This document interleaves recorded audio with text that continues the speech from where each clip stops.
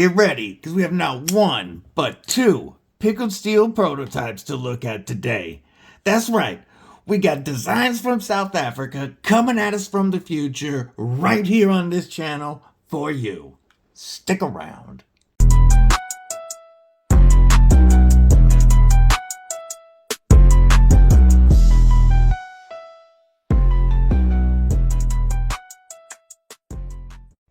What's up, Kripple Krew? EDC with DBD, disabled but deadly, and our steel's getting all pickled up again today because we're going to be looking at two sick prototypes of upcoming designs. You know already how much I'm a huge fan of not only pickled steel, but what they're doing, what Aldo is doing in bringing designs to us from the crazy knife mines in South Africa, like this Johan Jordan designed pickled steel Warhog, and bringing them to us at crazy affordable prices. If you guys are familiar, you know that the pickled steel Warhog was my 2024 budget knife of the year, under 60 bucks, and you can pick these up all the time, less than $60 with code Kripple10. If you don't already own a Warhog, you're missing out. But that's not what we're here to talk about today. We're going to be looking at some prototypes. I do want to remind you, though, that I did just drop a first look video at the pickled steel and Vol Knives Impala Hunter. And these are available right now for less than 60 bucks with code Kripple10. They're always under 60 bucks. When I checked yesterday, due to the exchange rate, they were just under 50. The exchange rate fluctuates slightly, but what you're getting for that money is the exact same materials as Jan Vol's custom Impala Hunter, an M690 blade, 8.86 inches overall with a 4.49 inch blade length. Beautiful drop point hunter shape. We have 4.41 inch handles of contoured sandalwood, just like the custom. And we have brass pins and a sheath design the same as this is a pretty standard South African hunting knife sheath design. They love their leather sheaths. This one is very well stitched and is already molding to this knife. It holds it fantastically well.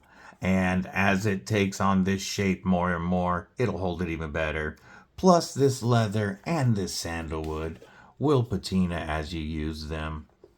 And to really show a story of your own hunts. These are beautiful fixed blade hunting knives for less than 60 bucks. Check them out. They're in the US, ready to ship. The pickled steel and Vol Knives Impala Hunter. All right, our first prototype today is going to be the Jonathan Jacobs designed pickled steel Typhon prototype. Now with the Typhon, we are looking at a full-size EDC, coming in just over 8 inches with a 3.5 inch, I want to call it a modified sheep cliff or worn foot blade of M390 and over 4.25 inches of handle of contoured titanium and contoured shredded carbon fiber. The contouring is done very well and is very comfortable in hand. And did I mention that you're looking at a 4mm blade stock thickness? That's right, almost 140 thousandths of M390 that comes down to a wicked slicey edge thanks to our full flat grind and pickled steel's always hand finished edges. All of their knives get hand, when the sharpening process is going through, they get hand finished on a whetstone. And you can feel the difference when all of their production knives are crazy, crazy sharp. The one change that you're going to see between now and when this goes into production is all production models will feature a button liner lock. So you're going to have the ease and finger safe locking capability of a button lock with the strength of the liner lock. It'll be a lot stronger than the standard plunge lock, allowing you to put your 8-inch knife to work doing a lot more, a lot harder tasks. I like the titanium backspacer and milled pocket clip, and I really like how the backspacer hides the lanyard spot there for the folks that want a lanyard. So we've got thick contoured titanium, 4 millimeters of M390, and shredded carbon fiber. This thing's going to be crazy expensive, right? No. Aldo's target price is under $150. When these drop, hopefully fall of this year, sub 150 with code Kripple10. I don't want to tell you the price he's really going for because it just seems stupid low, but I'll say it's going to be under 150. And even better news. I like the flipper tab, but I don't want to judge the action. The action's fine on this, but I can't really judge the action due to the fact that the entire lock system is changing. But you know that, or if you're not aware, a button liner lock typically lends to an even better detent because it allows for a detent ball on that liner. So not only will it be stronger, but it'll be even snappier than it currently is. This design goes in and out of the pocket very well and is really comfortable for any grip you may find it in. Whoop. I think Jonathan Jacobs and Pickled Steel really killed this one. And I just love that Aldo keeps bringing us these awesome designs from these awesome South African knife makers. And I look forward to hopefully having him on one of my live streams in the future. If you guys are digging those South African knife maker interviews, do me a favor and let me know. Oh, I was talking about the better news that this summer we have a budget version dropping. The budget version will feature contoured, well, hopefully this summer. Let me rewind that just 1 second. Everything, of course, until it lands, is still in the future. Hopefully this summer, we shall see the Typhon with contoured micarta scales or carbon fiber and a 4 millimeter thick D2 blade. They will all feature the button liner lock, so they will all have the strength and action of the button liner lock, with the comfort in hand of either contoured micarta or contoured carbon fiber. And those, you're going to be looking at less than $75 with code Kripple10. Let me know what you're more excited about. Do you want the premium Typhon that you see here? Or are you looking forward to that 8-inch budget work knife with that strong button liner lock and that great working blade shape? Either way, let me know. I'm excited for both. But our next knife's just wicked cool. Because we are going to look at the Mornay Svart designed Pickled Steel Blood Eagle. You've heard Aldo and I talk about the Blood Eagle a lot on my lives, if you've watched them. And since this box arrived, I have shown this on my live stream. But This is the first time we're getting hands-on with this design that I've been excited about for months. So the Mornay Svart designed pickled steel Blood Eagle comes in just under 7 inches, right at 7 inches with the ring, with a 2.5 inch Hawkbill D2 blade. We have micarta scales over steel liners, which not only look good and go in and out of the pocket very well, but micarta gets grippier the wetter it gets. So if this were to get, say, some beef jerky juice on it, it's really going to lock into your hand. One of the things that I like about the pickled steel karambit design here is that our hawkbill is not nearly as pronounced as most hawkbill blades we see. Just to give you a comparison, here is the Shieldin Sith XL. And the Sith XL is made to be a Pickled style knife, or it is a Pickled knife, rather than a karambit. But the principles are pretty much the same, and they both use a hawkbill blade. Whereas I recommended this be your self-defense only knife because of how fine that tip is. The pickled steel Blood Eagle could easily fill the role of your only knife because this shorter and much less pronounced curvature makes it much easier for EDC tasks and also lends itself to a much stronger tip.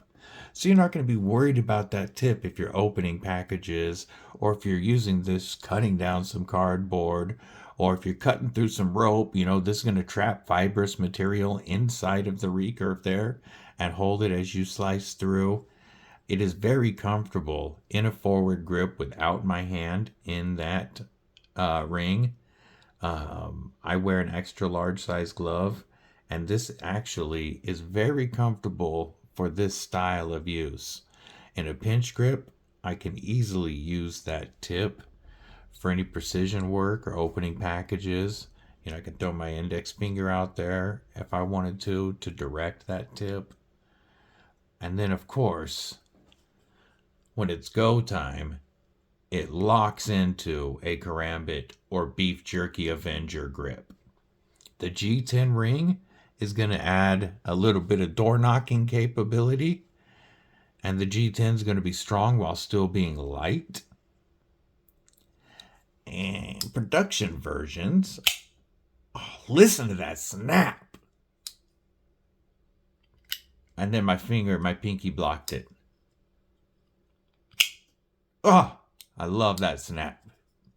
They did a great job on this action. But the Blood Eagle currently features just the front flipper, though it is easily reverse flickable. But all production versions will have a pocket opening or wave style feature on them, so that this will pull out of your pocket in your hand, open and ready to use. The production versions will also feature a reversible pocket clip, which is very important on a karambit style knife, so that you can place it in whatever pocket you want to carry it in for however you're going to be grabbing it. And it also makes it so even, not only does it make it great for lefties, but for me personally, this type of knife is typically on my offhand side because my dominant hand in a situation where this is called for might be occupied by something else. So the ability to swap that pocket clip around is very important. They're using the same pocket clip as they used on the Warhog. And that's a good thing. If you've tried a Warhog, then you already know. But this is the best wire pocket clip I have used yet.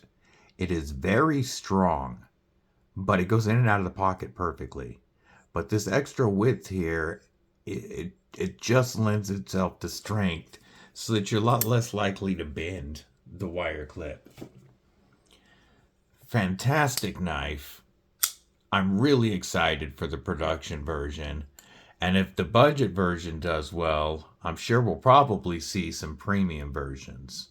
But target price on this one, you're probably looking at under $65 with code Kripple10. I mean, Aldo's pricing comes in. I don't know how he does it, but he does. His pricing is always insane for the value that you get. And I am really looking forward to both the Blood Eagle. Whoops, that was my fault. The Blood Eagle and the Typhon. A couple of quick size comparisons on that Typhon first. We'll go with, how about an American classic? The Buck 110 Hunter. Courtesy of Fook, MF, and Doozle. Big shout out. And that 110 Hunter is slightly longer than the Typhon. We're going to go with one more American knife on that. How about